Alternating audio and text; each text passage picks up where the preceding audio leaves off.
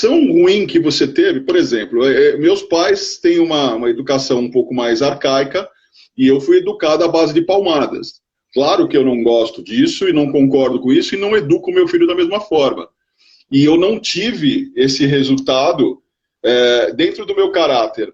Mesmo tendo apanhado, e eu sei que eles fizeram achando que isso era uma consciência positiva, que aquilo traria em mim uma forma de controle ou uma educação saudável, mas eu construí meu caráter ao longo da vida por consequências diferentes. Então, onde eu quero chegar?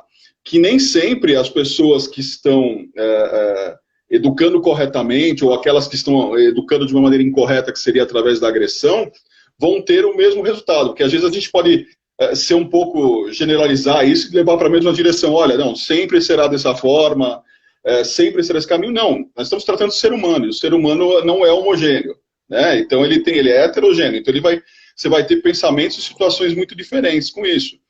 É claro que a gente tem uma situação muito maior pendendo para um lado da história, que é o que a gente está falando. Se você tem agressividades e excessos, a chance de você ter muito mais pessoas, crianças com problemas psicológicos, comportamentais, sempre será maior, claro, mas não dá para generalizar. Então significa que eu posso bater à vontade? Não, claro que não. Existem outros meios, existem outros caminhos, e isso deve ser levado em conta. Trabalhar, fazer tudo que a doutora Gabriela falou, usar os pontos que eu falei de você fazer autocrítica, de você entender a criança, entender como ela se comporta, ler muito, acompanhar os grupos que falam sobre isso, e aí eu levo isso como regra? Não. Até o que nós estamos falando aqui são experiências que nós agregamos ao longo da nossa carreira profissional e na educação que nós damos para os nossos filhos. Então, nós temos aqui um quadro, um case, podemos dizer dessa forma também, que passa conhecimento para vocês de uma maneira muito positiva, só que é uma dica, é uma orientação. Significa que pode dar certo para você? Sim ou não. Pode, de repente, você tomar a mesma linha de raciocínio e não ter o resultado que você espera. Então, procure se aprofundar, procure entender os comportamentos, comece a autocrítica por si só, entenda por que a criança age de certa forma, porque ela faz manha, porque ela faz birra, por que você se irrita com a birra dela. É um trabalho constante. Eu vou pegar um exemplo de onde eu quero chegar, e para vocês que estão nos assistindo, a gente vai fazendo esse paralelo. Aí vou falando do lado comportamental e a doutora Gabriela falando das leis, aí também a gente vai misturando a conversa. Dentro do possível, a gente vai respondendo também a vocês, tá? Que vai chegando muitas perguntas e tem o foco aqui também. Eu peguei uma situação muito engraçada, porque eu tento ao máximo estar próximo do meu filho, de participar das coisas dele. Então, o que ele faz, eu procuro estar dentro, curtir, brincar com ele, entender o que ele quer, para que eu possa ser o colega ou amigo dele quando ele não tem uma outra criança por perto. E entendi que isso era o melhor caminho que eu estava fazendo. Falei, isso aqui é ótimo, ele está gostando, ele fica feliz, eu vejo que ele se solta, e entender não é eu chegar para ele e falar situações psicológicas, comportamentais, que ele não vai entender nada disso. Mas é brincar mesmo, ele começar a falar do vilão, eu ser o mocinho, eu ser outro vilão, vamos dar tirinho, vamos brincar, vamos jogar, fazer ser criança junto. E eu vi que isso estava sendo muito positivo. Então eu falei, opa, legal, essa é a linha de raciocínio que eu vou seguir. Eu peguei, eu levei ele numa pista de skate, fomos andar lá. Quando nós chegamos lá, eu percebi que ele estava travado. E eu, vai filho, vamos lá, vamos curtir. Aí ele foi andar, ele caiu, coisa que ele já estava acostumado a fazer de uma maneira diferente, ele não caía tanto. Eu falei, não tem problema, caiu, levanta, vamos seguir em frente, bora, até filmei a cena.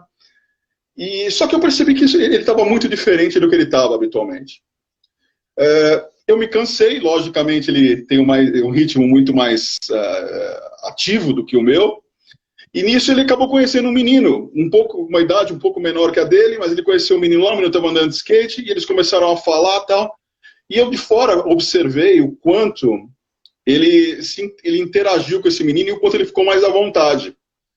E aí eu comecei a perceber o quanto eu estava errando naquele momento. Isso significa que eu sempre estava errado? Não, de forma alguma. É o caminho, eu tenho que interagir com meu filho e vivenciar. Mas eu não posso tornar isso um padrão, eu não posso tornar isso uma regra. Naquele momento, a criança conseguiu fazer com que ele se soltasse mais, com que ele se interagisse e curtisse ali aquele momento. E eu deixei os dois lá. Acabou se tornando até um coleguinha dele, eles se falam e tal. Então, onde eu posso agir? Aonde que eu posso ser um bom pai ou ter uma educação saudável sem ser agressivo ou controlar? Esse é um ponto. Esse é um aspecto muito claro. Eu não estava sendo agressivo, não estava sendo nada, eu estava sendo excessivo. Então, à medida que eu sou excessivo, eu também ultrapasso alguns limites. E esse talvez seja um excesso que eu tenho que controlar. Então, eu não posso tornar tudo que eu faço, por melhor que ele seja, uma regra. Eu sempre tenho que perceber que eu estou tratando de criança e eu tenho que mudar esse tipo de visão. Mas a gente faz tudo por amor, né, Beto? Na verdade, todos os dias nós estamos tentando. Nós não somos seres humanos perfeitos. Nós realmente estamos em evolução. O errado realmente é o excesso. É você ultrapassar os limites da dignidade humana, do bom senso, de uma agressão física. Não é a normalidade o que leva ao equilíbrio. Aí as pessoas falam, mas o que é esse equilíbrio? Né? O que seria isso, essa questão? O equilíbrio seria você não ultrapassar a dignidade, nem envergonhar aquela criança ali, e nem chegar ao ponto de criar um trauma na criança. Seja gritando, seja mandando calar a boca, seja agredindo, porque a gente tem que tomar cuidado dos traumas que nós causamos aos nossos filhos. Porque uma coisa interessante que você falou é que crianças que sofrem certos tipos de agressão, às vezes têm um problema realmente futuro, mas muitas vezes nós aprendemos aquilo que nós não queremos fazer e buscamos ali um desenvolvimento para que nós possamos cada dia ser melhor.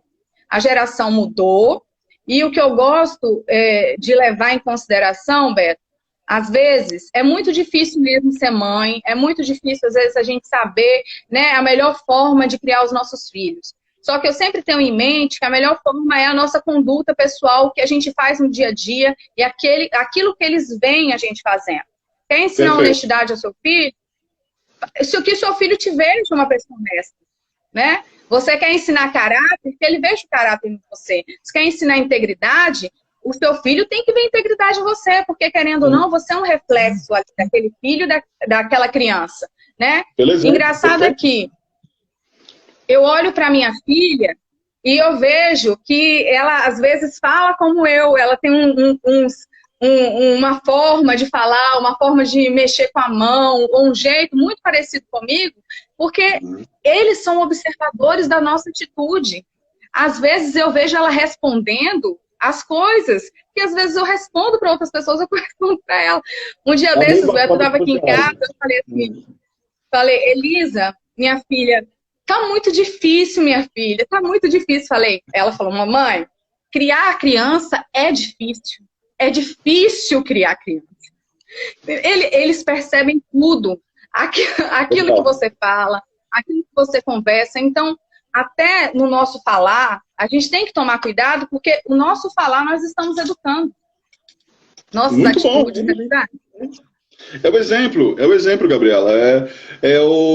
Se você dá um exemplo ruim, ele vai perceber. Se você dá um exemplo positivo, ele vai perceber. E começa a fazer. É muito alerta essa visão deles em relação a nós. E eu entendo muito que nós precisamos muito nos policiar e voltar ao aspecto que eu te disse anteriormente. Diariamente, não se canse, para você que está nos acompanhando, não se canse de se policiar, de verificar aquilo que você faz, porque você está sendo sim exemplo, você é um reflexo para o seu filho, e como nossos pais foram para nós. E aí você vai construindo seu caráter, seu comportamento, dentro de tudo que você citou exatamente. Dentro da parte legal, existe algum tipo de cobrança, ou não sei se esse é o termo correto, mas algum tipo de direcionamento da lei para esse tipo de situação para os pais, por exemplo, porque você pode ser um pai muito bom, tudo, mas você comete erros pelo exemplo, tá? Como a gente falou, uma mãe, enfim. O que a lei fala sobre isso? Existe algo assim? Eu sou muito leigo nesse aspecto, mas existe alguma coisa para esse caminho ou não? O Estatuto da Criança e do Adolescente, também a doutrina, vai estar preceituando sobre o poder familiar. O poder familiar, ele não é só o poder, né, de você gerir a vida daquela criança e comandar a vida daquela criança. O poder familiar também é o dever. O dever de você dar alimento, de você dar educação, de você dar direcionamento, de você trabalhar no desenvolvimento intelectual, profissional e psicológico daquela criança. Então, Entendi. o ECA e a Constituição são parâmetros legais que nós temos como base para a proteção integral da criança. Então, como é que... quais são as limitações? Uma alienação parental, por exemplo, que querendo ou não, é uma agressão psicológica, que é feita dentro de uma situação de divórcio ou de separação dentro do lar, tem medidas ali, que são medidas para eliminar esse tipo de situação. Às vezes, a guarda está com um, vai para o outro, às vezes aumentar a visitação, às vezes trocar o domicílio fixo, ao invés de ser na casa da mãe, ser na casa do pai, que foi o alienado, entre diversas condutas que o judiciário pode tomar em favor da criança, porque o princípio primordial que é seguido pelo judiciário, pela Constituição, pelo Ministério Público é o melhor interesse da criança e do adolescente. Uma vez que busca em todo momento ali, em qualquer decisão, em todo qualquer direcionamento, até em medidas coercitivas, é o melhor interesse da criança e do adolescente. Então, Entendi. não sei se eu entendi muito bem sua pergunta, mas o que eu entendo que é feito nessas questões legais são essas medidas. São medidas de mandar o agressor para fazer um tratamento psicológico psiquiátrico, são medidas de mandar para um programa, são medidas da sociedade em comum acordo, está passando isso para o Conselho Tutelar, que é o órgão competente, fazer a investigação, mandar para o Ministério Público. Então, assim, tem todo um parâmetro que a gente pode estar desenvolvendo ali uma eliminação dessa violência contra a criança e o adolescente. Muito bom, muito bom. Você citou os divórcios. Ficou baixo. Tá conseguindo me ouvir bem? Tá baixo. Não. Não? Pode falar. Pode? Então, ficou Ok. baixo para mim. Bom, me fale, a gente vai arrumando. Caso vocês que estão nos acompanhando também, vejam se estão ouvindo bem. Eu consigo lhe ouvir bem, Gabriela. Tá positivo para mim. Eu falo alto pra caramba. Você citou sobre os divórcios. Isso é uma coisa muito, mas muito, muito importante.